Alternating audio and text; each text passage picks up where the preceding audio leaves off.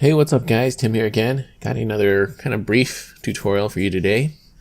And we're doing something about paracord storage. Now I've seen this idea before. I wanted to try it out for myself. And so figured might as well do a video about it. So there's a lot of ways to store your paracord. Normally I just have them bundled up, not like a mess like this, but you know where you just bundle the paracord into like a hank and then you wrap paracord around itself. And I just throw it in a drawer, but that works. But sometimes things tend to get undone, and pretty much you end up with a mess of paracord like this, right? So I have this bundle of pink here. I don't know why. It just happened to be one of the ones that was messed up. So there is a way you can store paracord in water bottles, right? So what I've got here is just a regular old water bottle. It's like how many millimeters or milliliters? It's I think around like 300 milliliters. I don't know the ounces for that, but it's a standard, you know, the usual size water bottle, okay? And if you're storing a lot of paracord, you're probably going to want to use a larger bottle, like a 2-liter pop bottle or something like that, okay? But this is what I have, and I think it should fit all this paracord here. So the only prep I've done is I've obviously taken the label off, and also I've just drilled a small hole in the lid here. And actually, I love this, my Victorinox here. I used this little awl kind of thing, and I just kind of drilled out the hole, and it's wide enough to fit a single strand of the 550 through, okay?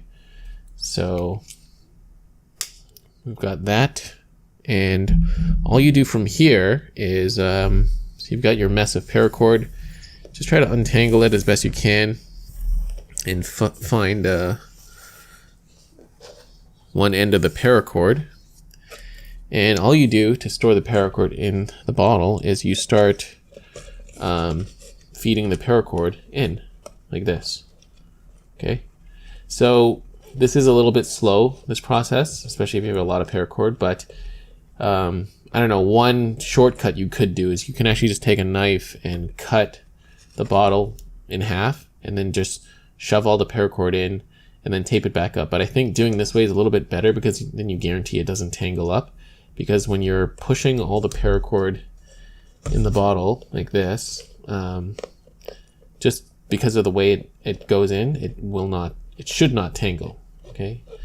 So yeah, this will be a slightly lengthier process, but so I'm gonna do this. I'm gonna shove all the paracord in, and then when we're done, we'll put the cap back on and feed the other end out, and we'll see how that works. All right, I am finished. Put all the paracord into my bottle, and I didn't use that much amount of time. Then again, I'm an expert at wasting time, but anyways. So I've got all the paracord in here. Mind you, this is less than 100 feet of paracord. I think it's about 50. I didn't really measure at first, but it's still a considerable amount of paracord. And obviously, if you're doing, you know, a whole 100-foot hank, you're going to definitely need a bigger bottle. I'd suggest one of those larger, you know, pop bottles you can get for really cheap. And last but not least, let's feed the paracord through. The lid here, you can screw that on. And there you go. That is pretty nice, actually. It does keep all the paracord, you know, kind of compact and in here. And the idea would be that if you have multiple colors, you just have multiple bottles, and you can set them up. You know, you can stand them up in a box or something like that. And you could even just put maybe a little label on the top, but then again, you can see a bit of the paracord coming out. Let's give it a bit of a test. Yeah, it works great. See, no tangles, it's not getting caught. Oh, and one thing I noticed, if you're using a smaller bottle like this for a small amount of paracord, you'll be shoving the paracord in. It might get bunched up here. Just give the bottle a shake, like you're just trying to shake all the liquid down, and it'll actually just move all the paracord down into the bottom part of the bottle. Then you can continue feeding the paracord in. It's much easier than taking a pen or something and trying to shove the paracord down. But yeah, it works great. It's actually very satisfying to do this. But okay, now I'm doing all my work. But anyways, yeah, just another idea for you guys to try out for storing your paracord solutions. Guys, let me know in the comments down below, what do you do to store your paracord? Do you guys have it rolled up on hanks, like on some sort of really cool dispensing system? Do you just throw it all messily into a drawer like I do? Or do you use this bottle method? I'm sure some of you already know about this. All right.